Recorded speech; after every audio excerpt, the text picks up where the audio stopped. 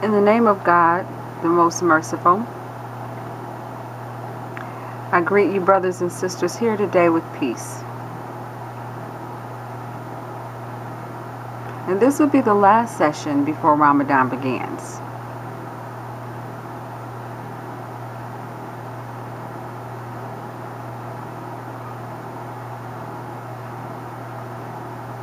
And I think that it will be beneficial for all of us if we keep our focus or any questions we may have specifically towards the topic of Ramadan.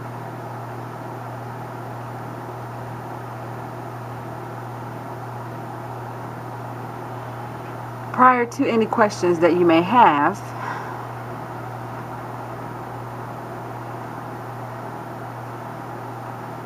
I just want to explain that Ramadan has been made compulsory on us all, and the reason why. Now understand, it's not to cause a person just to be hungry, just to have to go with no food or no water. That's not the reason. And yes, it does require that you do go all day with no food or water from sunrise to sunset, but once again, that's not the sole reason behind the fast.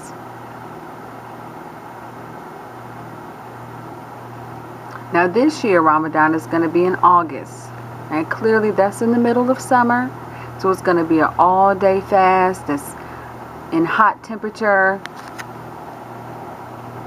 Clearly a person is going to experience a little difficulty, more thirst, more hunger.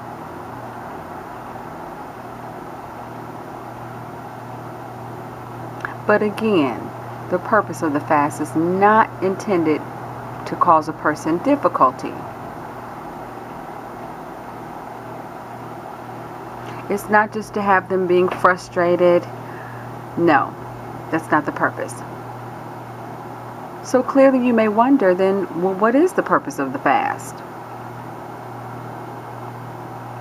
Why would there be a fast established during the hottest month in the summer, and we have to go all day with no food or water, and it's extremely long? What is the purpose? Well, Allah tells us in the scripture, in the Quran, that He has prescribed fasting for mankind, as He has prescribed fasting for people generations before us. And the reason is to strengthen the relationship with God, strengthen the spiritual connection.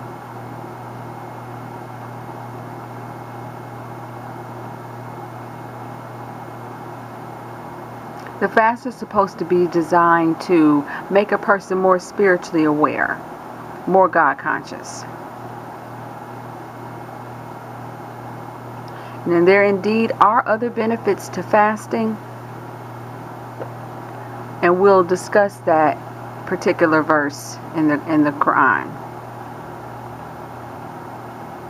Just know that for a Muslim, to have that relationship with God is something that is very important.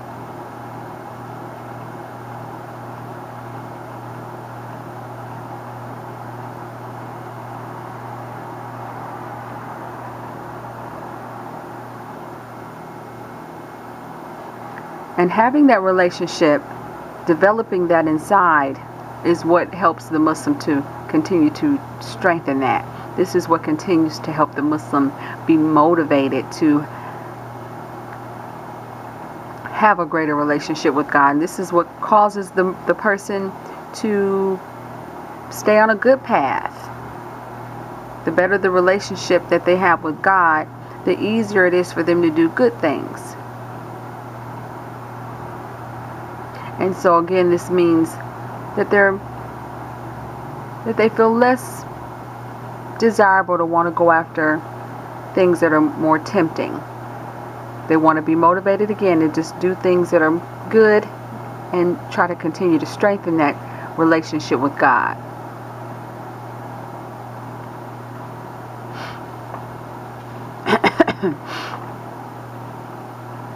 And again, this is one of the reasons why the fast has been established.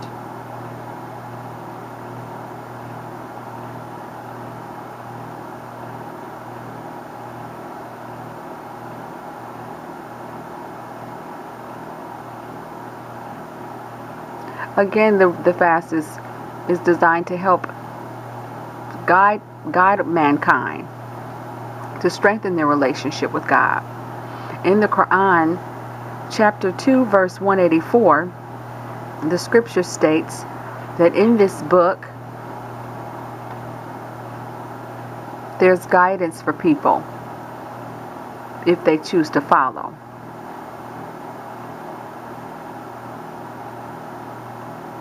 But when we look at the world today and we see, well, most people don't appear to be guided. How can there be guidance for them if they don't follow it?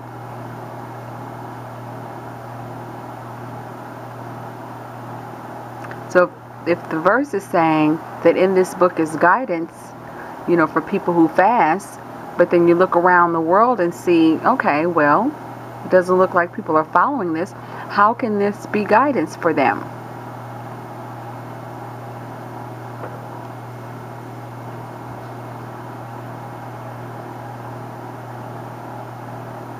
But the Quran is saying that there is guidance for those who choose to follow. And this is again how the fast helps them.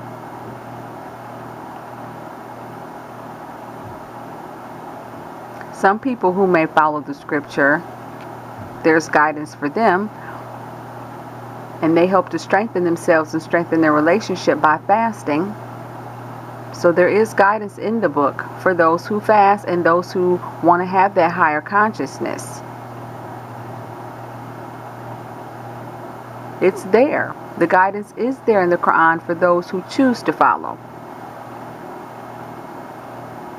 And a person has to want to have that inside. And this is again how they strengthen that relationship and strengthen that God consciousness. They follow the scripture. They develop it inside, and they develop that relationship with God inside by following the message and following the scripture, and this is what helps to strengthen their relationship with God. This is what helps them refrain from following their temptations. And it makes it easier for them to want to go down a path of good and refrain from what's wrong. So again, this is the reason for fasting being prescribed to help you.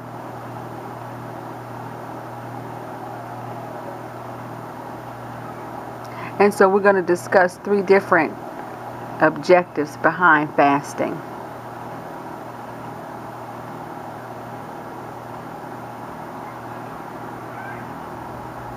And so the first one that we are discussing is consciousness.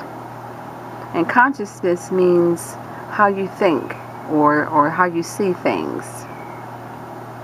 What your perspective is. And the second one,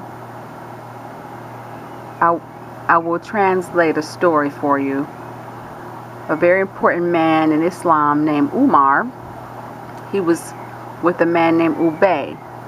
Now Umar was a man who was very knowledgeable in the religion of Islam.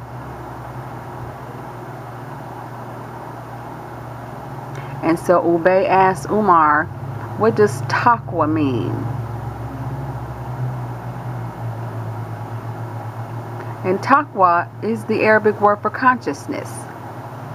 But still Ubay wondered, well, what does that mean? So Umar says, imagine that you are walking down a pathway, and the pathway is full of prickly thorns, and you have to walk this pathway. How would you walk this pathway? What would you do?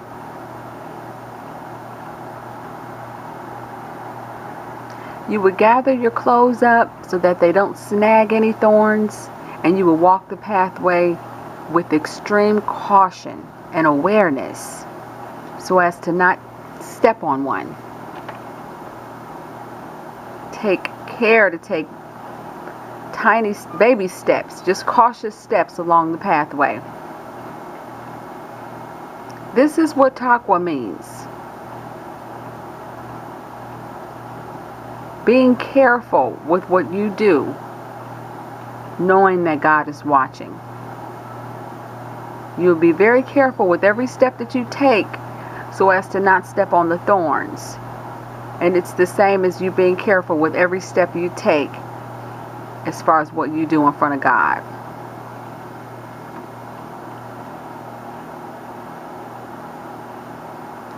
So the second objective discusses the paragraph in the Quran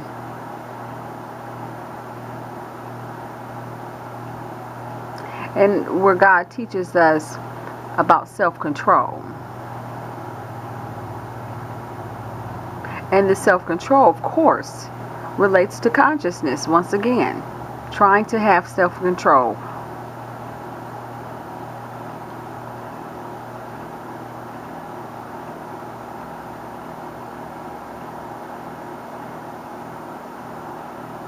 So having self-control is one of the things that you must have while fasting.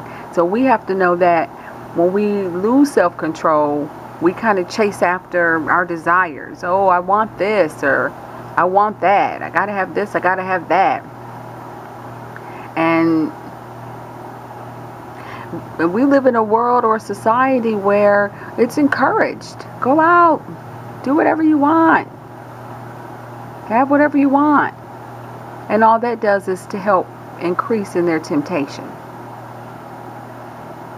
Now, Islam is not a religion that doesn't want you to be happy.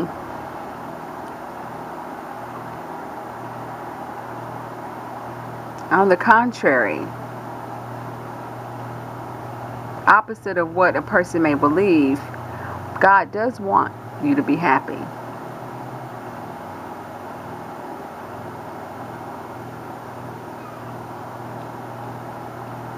But don't seek your happiness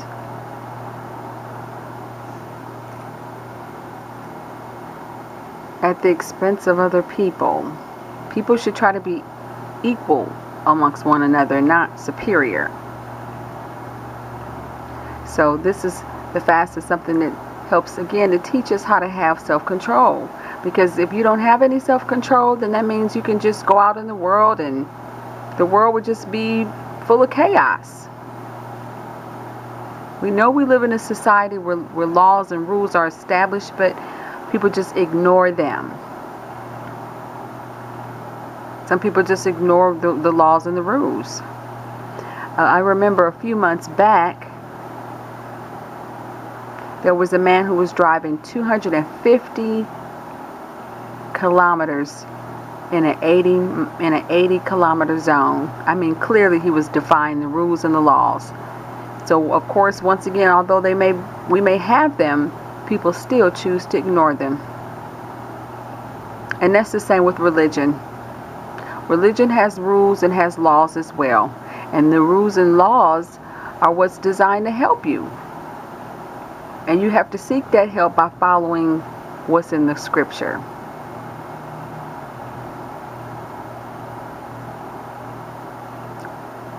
And this is how it coincides with us fasting.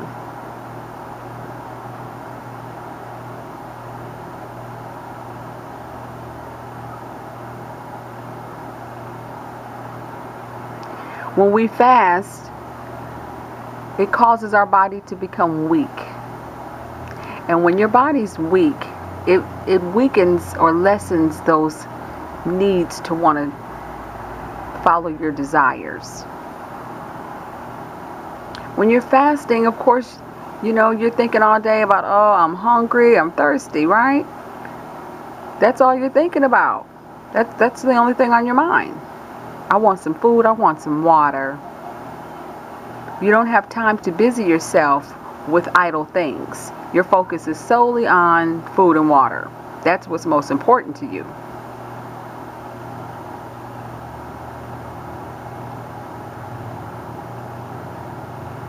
And this is what God is trying to teach us.